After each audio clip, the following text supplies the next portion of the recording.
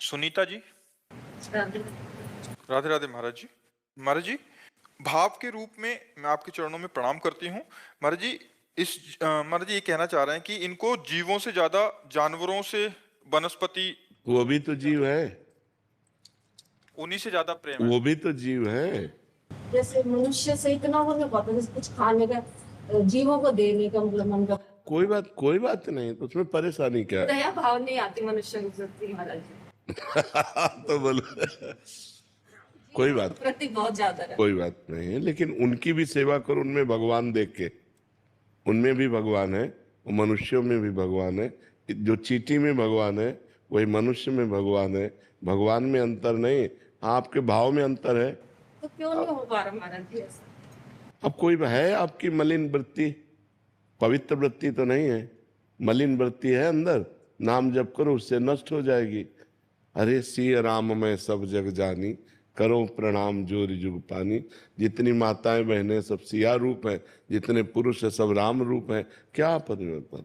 अब इनसे द्रोह करो और चींटी को दाना चुनाओ, तो हमें लगता है कि बात तो बनेगी नहीं। महाराज जी, जैसे पेड़ पौधे गमले में उगे हैं, तो जैसे घास फूस होती है, उसको उखाड़ने में भी इतना दिल दुखता है कि उसको उखाड़ने का मन नहीं करता। अगर शरीर में फोड़ा हो जाए तो उसको काटने में दुख होगा कि अच्छा लगेगा? तो फिर अगर तुलसी जी हैं और 10 घास है, अगर हम घास निकाल देंगे तो तुलसी जी पुष्ट हो जाएंगी, तुलसी जी विकसित हो जाएंगी। ये बुद्धि की मलिनता कोई खास बात थोड़ी है। ये बुद्धि की मलिनता, हम इसे दया नहीं कह सकते। ये कोई खास बात थोड़ी है। कैंसर हो गया तो उसको पोषित करेंगे क्या? हाथ कटवा देंगे पूरे शरीर की रक्षा के लिए? तो ऐसे ही है, जो तृण है, जो घास है, वो उस जो हम पौधा मूल लगाया है उसकी शक्ति को शोषण करके उसको कमजोर करेगा, इसलिए घास हटा देते हैं किसान लोग। तो उस बात को विवेक से समझने की जरूरत है। अभी कोई विवेक थोड़ी विकसित। भजन करो, नाम जप करो, खूब नाम जप करो, पशुओं की सेवा करो, वनस्पति की सेवा करो, लेकिन उनमें भगवान देखकर सेवा करो कि भगवान विराजमान है, इसीलिए हरा भरा है। भगवान हट जाए तो अभी सूख जाएगा। ऐसे अब जड़ से ज्यादा तो चैतन्य मनुष्य शरीर में भगवान है। आप कहते हो मनुष्यों पे हमारी श्रद्धा नहीं, आपके अपने पति पे श्रद्धा है? महाराज जी, जैसे बुजुर्ग जन है, उनको देख के दया आएगी, और जैसे कोई बीमार हो उसके प्रति नहीं आएगी। और जीव की, आपका पुत्र है, जवान है कि बूढ़ा, जवान, तो आपको प्यार आता है कि नहीं? फिर अपने पुत्र जैसे सब पुत्रों को क्यों नहीं देखते? देखो, चराचर जगत में जब तक समान भाव नहीं आएगा तब तक बुद्धि पवित्र नहीं मानी जाती। जैसे मेरा पुत्र, हम खवा पिया रहे हैं, जैसे आप कहते हो मनुष्यों को खवाने में सुख नहीं मिलता, तो अपने बेटे को पवाने में सुख मिलता है, अपने पति को पवाने में सुख मिलता है, अपने सास ससुर को पवाने में सुख मिलता है। बस 3 प्रकार के ऐसे भाव रख लो। जैसे हम अपने पति को प्राणेश्वर मान करके पूजा करते हैं, तो ऐसे बहुत सी स्त्रियां अपने पतियों को प्राणेश्वर मानकर पूजा करती हैं। सब में वही भगवान विराजमान है।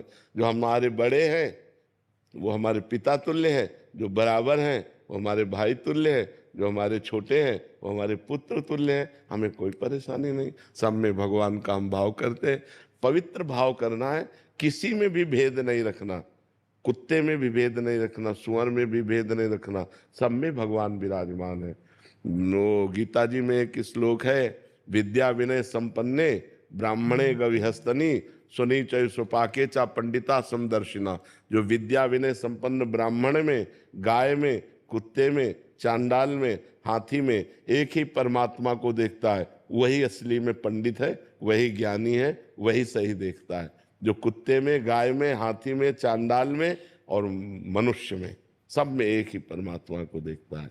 तो और थोड़ा भाव पवित्र करो। जैसे उनमें कोई घाव वगैरह कुछ भी हो जाए, दुखी हो, तो महाराज जी अंतरात्मा रोती है। बिल्कुल, हाँ। मनुष्य तो अपनी दवा करा सकता है, पशु दवा नहीं करा सकता। सबको चाहिए, अगर आप जैसे पशुओं का प्रेम सबके हृदय में हो जाए तो बहुत अच्छी बात, फिर मांस खाना बंद कर देंगे। क्योंकि लोग पशुओं की हत्या करके ही तो मांस खाते हैं। जैसे मुर्गा है वो अपनी जान बचाना चाहता है, बकरा है वो भी अपनी जान बचाना चाहता है, गाय भैंस पशु पक्षी सब। लेकिन मनुष्य इतना राक्षस हो रहा है, सबको काट काट करके खा रहा है। तो दया भाव तो पशु पक्षियों के प्रति भी होना चाहिए, पर मनुष्य के प्रति विशेष आदर। क्योंकि भगवान की सृष्टि का सबसे श्रेष्ठ रचना मनुष्य है। 84 लाख योनियों में आखिरी रचना है ये मनुष्य शरीर, जिससे भगवत प्राप्ति होती है और किसी योनि से भगवत प्राप्ति नहीं हो सकती। इसमें हम भजन करके तपस्या करके भगवान को प्राप्त कर सकते हैं और किसी योनि में ऐसी सामर्थ्य नहीं है। उपासना जी हरियाणा से। श्री हरिवंश महाराज जी, बाबा ये दुनिया बहुत रुलाती है, दिल भी बहुत दुखाती है, पर आपके आने से जैसे मुझे सब मिल गया हो। अब मुझे किसी का डर नहीं है, अब तो मुझे जिंदगी से भी डर नहीं लगता। मुझे पता है कि गुरुदेव सब संभाल लेंगे। महाराज जी अब नाम जप जो करते हैं, मैं जाप करते समय रोती हूँ, राधा रानी और कान्हा से सामने बैठ के रोती हूँ कि अपनी तकलीफ मतलब उनको बताती हूँ, फिर सहन करने का भी प्रयास करती हूँ, पर रोना कंट्रोल नहीं। वैसे कोई तकलीफ नहीं है। हमारे द्वारा किए हुए कर्म हमको भोगने पड़ रहे हैं, आनंद पूर्वक भोगना चाहिए। अगर चित्त को भगवान से जोड़ दो, हम बार बार अपना उदाहरण इसलिए देते हैं कि हम कहाँ खोजने जाएं किसी का उदाहरण, हम अपना उदाहरण देते हैं। यदि नाम जप करो, भगवान से अपना चित्त जोड़ो, तो ये रोने धोने की जरूरत नहीं। हमने पाप कर्म किया है, उसका हमें दंड मिल रहा है, तो हम भगवान का नाम जप करते हुए उनके सहारे भोग लेते हैं। आगे भगवान कृपा करेंगे, क्योंकि नाम जप कर रहे हैं तो सारे पीछे के पाप नष्ट होंगे, और जिस दिन आनंद मंगल आया उसी दिन से हम परम सुखी हो जाएंगे। तो हमें धैर्य रखना चाहिए। जैसे हम धैर्य पूर्वक रात काटते हैं, दिन आ ही जाता है, ऐसे ही दुख काटते हैं, सुख आ ही जाएगा, चिंता मत करो। प्रभु से रोने धोने की जरूरत नहीं। अगर प्रभु से मांगो तो एक बात मांगो कि आपको कभी भूलूं नहीं, आपका नाम कभी न छूटे, हमसे कभी पाप न हो, हमसे किसी को दुख न हो। भगवान मुझे ऐसा ज्ञान दो जिससे किसी को दुख न दूं, हम सबको सुख प्रदान करें, हम नाम जप करें, परोपकार करें, बस यही मांगो। अपने दुख की निवृत्ति मत मांगो। हमारा दुख तो हमारे कर्म के अनुसार भगवा के हट ही जाएगा, उसको मांगने की जरूरत क्या है। मधु जी गुरुग्राम से। श्री हरिवंश महाराज जी, महाराज जी जैसे एक बिलोटे के प्राणों का पोषण और रक्षा उसकी माँ बिल्ली ही करती है, उसी प्रकार है गुरुदेव स्वरूप लाडली जी, आपने ही कृपा करके हाथ थाम लिया, नहीं तो नरक में अपनी सीट पक्की करा चुके थे। महाराज जी इनका कहना है कि आपके इसी मुख से सुना है कि सहचरी भाव या किसी भी भाव प्रधान उपासना का मूल तत्सुख भाव है, परंतु हम अधम जीव तो आपकी प्राप्ति भी स्वसुख से प्राप्त मतलब प्रेरित होके कर रहे हैं कि हम निकुंज जाएंगे, अमुक सुख मिलेगा, दुख का लेश तक नहीं रहेगा। तो देखो, महाराज जी ऐसे में तत्सुख और स्वसुख का अंतर समझो। किसका प्रश्न है? तत्सुख और स्वसुख का अंतर यह है, जो देह को लेकर के सुख मांगा जाता है वो स्वसुख है, और जो स्वरूप को लेकर मांगा जाता है वो तत्सुख है। ये देह वाला सुख तो है नहीं। देह वाला सुख कि हमें अच्छा भोजन मिल जाए, अच्छे कपड़े मिल जाए, अच्छा मकान मिल जाए, ये स्वसुख वांछा है। लेकिन मुझे भगवान मिल जाए, मैं निरंतर भगवान के चिंतन में रहूं, मैं भगवान की सेवा में रहूं, भगवान की लीला कथा सुनूं, भगवान के भक्तों का संग करूं, ये तत्सुख माना जाएगा, ये स्वसुख नहीं माना जाएगा। समझ रहे ना? हाँ। रुद्रेश मिश्र जी अयोध्या जी से। श्री हरिवंश महाराज जी, महाराज जी सबसे बड़ी पूजा क्या है? क्या सत्य ही सबसे बड़ी पूजा है? नाम जप। नाम जप सबसे बड़ी पूजा है। सत्य तो है, तो विराजमान है, सबके हृदय में विराजमान है। क्या दुख जा रहा है क्या? सत्य स्वरूप परमात्मा सबके हृदय में विराजमान है, क्या दुख जा रहा है क्या? सत्य तो है, पर क्या सब सुखी हो रहे हैं क्या? नहीं हो रहे। सत्य का चिंतन करना, सत्य का स्मरण करना, ये सबसे बड़ी पूजा है। अगर स्मरण नहीं है, सत्य है गीता जी, भगवान की वाणी है ना, तो अर्जुन जी को मिला क्या? नष्टो मोहा स्मृतिर्लब्धा तत्प्रसादान मयाच्युता, मोह का नाश होकर स्मृति प्राप्त होना सबसे बड़ी पूजा है। यस्य स्मरण मात्रेण जन्म संसार बंधनात् विमुच्यते नमस्तस्मै विष्णुवे प्रविष्णुवे। भगवान का स्मरण। अगर भगवान का नाम जप नहीं तो सत्य तो है, पर उसके होते हुए सब दुर्गति को प्राप्त हो रहे हैं, सब दुखी हो रहे हैं, सब परेशान हो रहे हैं, सब भागे घूम रहे हैं। सत्य का चिंतन, सत्य का स्मरण, सत्यमयी स्थिति, तब जाकर के हमें शांति प्राप्त होगी। केवल सत्य है इस बात से बात थोड़ी बनेगी। सत्य का चिंतन कितना हो रहा है, असत संसार का चिंतन कितना हो रहा है, और सत्य भगवान का चिंतन कितना हो रहा है। अगर भगवान का चिंतन हो रहा है तो शांति, सुख, आनंद, परम पद और अगर संसार का चिंतन हो रहा है तो अशांति, दुख, चिंता, शोक, भय, नरक ये है। सत्य तो है ही, पर सत्य का चिंतन कितना हो रहा है, खास बात आपका प्रश्न है। बात समझ में आ रही है आपकी?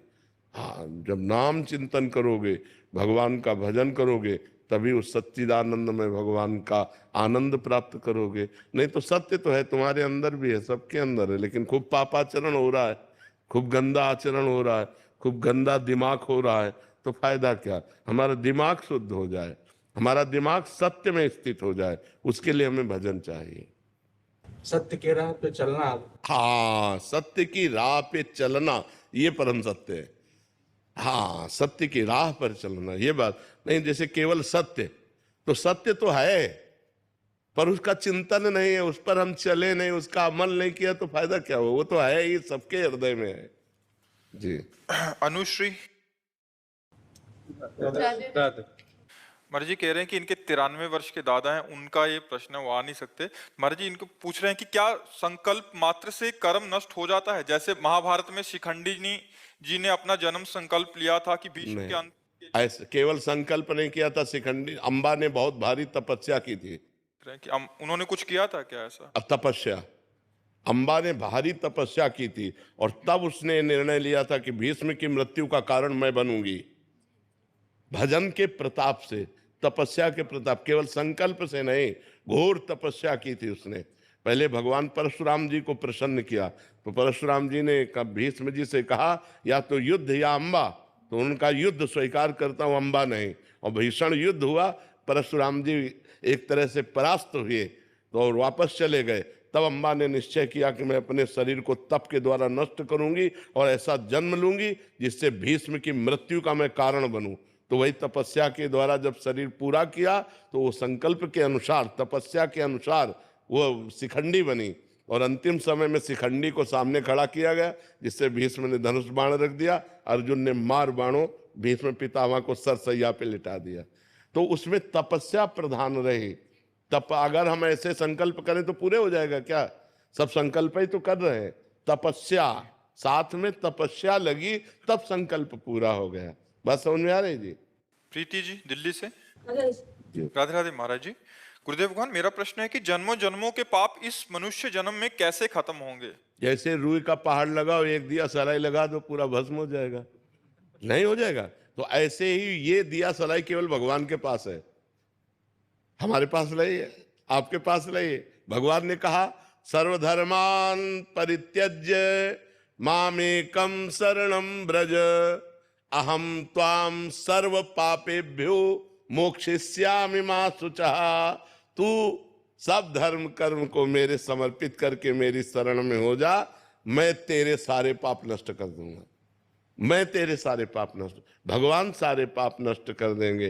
तो हमें भगवान का नाम जप करना चाहिए, भगवान का नाम कीर्तन करना चाहिए, भगवान की लीला कथा सुननी चाहिए, भगवान के भक्तों का संग करना चाहिए, सब में भगवान की भावना करके सेवा करनी चाहिए। हमारे सारे पाप भगवान नष्ट कर देंगे। कभी गृहस्थ जीवन में रह के कभी कभी कुछ ना कुछ मुश्किलें आती है, मतलब ध्यान ऐसे भटक जाती है। नहीं, मुश्किल, बच्चे हैं, ध्यान भटकता तो सबका है, और मुश्किलें सबके आती हैं, आपकी ही बात नहीं है। हर मुश्किल से लड़ने के लिए हमें मनुष्य जन्म मिला है, भागने के लिए नहीं। सबके पास मुश्किलें हैं, चाहे बाबा जी हो, चाहे गृहस्थ हो, चाहे जवान हो, चाहे बूढ़ा हो, चाहे स्त्री हो, चाहे पुरुष हो, कोई ऐसा नहीं जिसके जीवन में मुश्किलें ना हो। क्यों भाई, तुम मुश्किल रहित हो क्या? हम भी मुश्किल में है, तुम भी मुश्किल में हो, लेकिन हम मुस्कुराते हैं, तुम चिंता में हो। मुस्कुराहट बनी रहे मुश्किलों में, इसीलिए मनुष्य शरीर मिला है। और वो तभी हो सकता है जब भगवान से जुड़े हो।